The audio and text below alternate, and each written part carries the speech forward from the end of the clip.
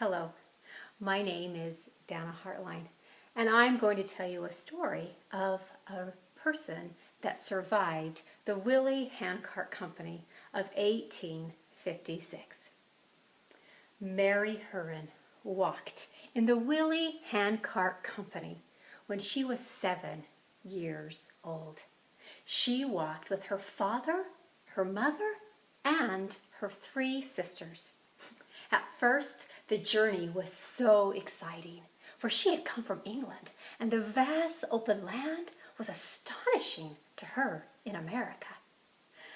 And so she and her sisters loved running around the handcart and going exploring.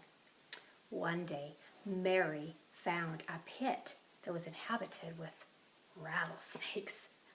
She thought that it would be great fun to jump over that pit.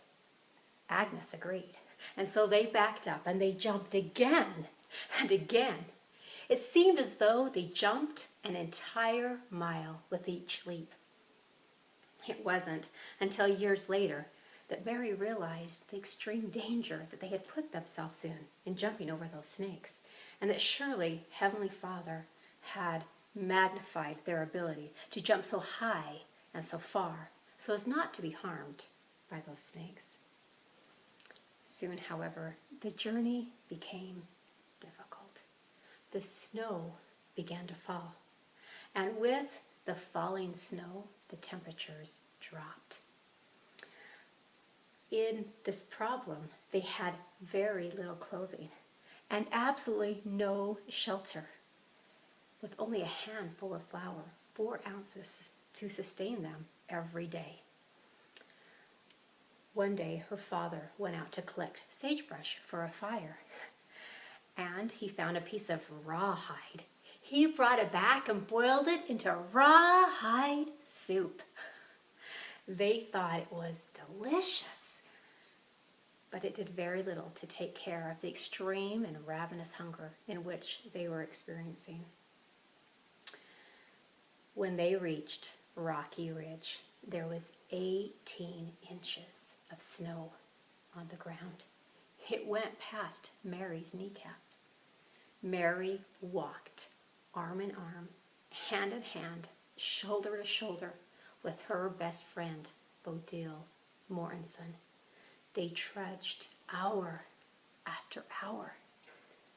When they finally reached the top of Rocky Ridge, Bodil collapsed and died. 12 other people died that day. The men dug a hollow grave, common grave, and placed the bodies side by side. Mary's father lifted her up over the heads of the other pioneers, and there she saw Bodil dead. She thought that her heart was going to break. But she realized that Bodil was no longer cold, she was no longer hungry, and she was in the safety of her Heavenly Father's home. But Mary's journey ahead of her was indeed very, very real. And so she gathered all of her 7-year-old courage, and she continued to walk the entire distance to the Salt Lake Valley.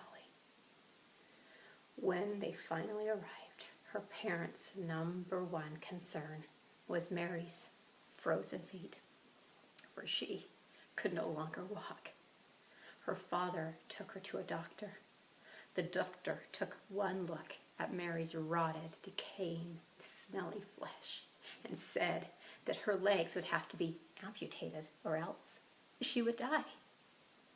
Her father looked that doctor square in the eyes and said, "This little girl did not walk 1,000 miles to have her legs cut off. If she dies with her legs on."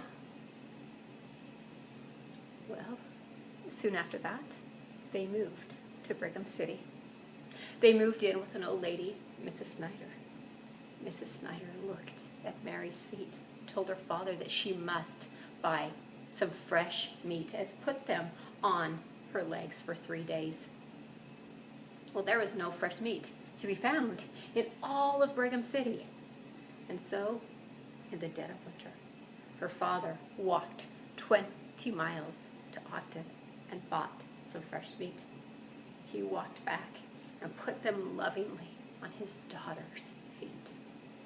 After 3 days, that meat was removed. 2 years later, after that decaying flesh had fallen off and new skin had finally begun to grow, Mary was able to walk again. But her feet hurt her for the rest of her life. When Mary grew up, she married Joseph White, and together they had 13 children. Mary also took in a little girl who was 10.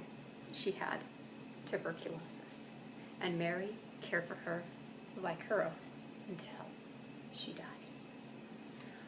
On Mary's 88th birthday, President Heber J. Grant showed up. On that day, Mary was able to say that she had shaken the hand of every Latter-day Prophet except for Joseph Smith. Brigham Young, John Taylor, Wilford Woodruff, Lorenzo Snow, Joseph F. Smith, and Heber J.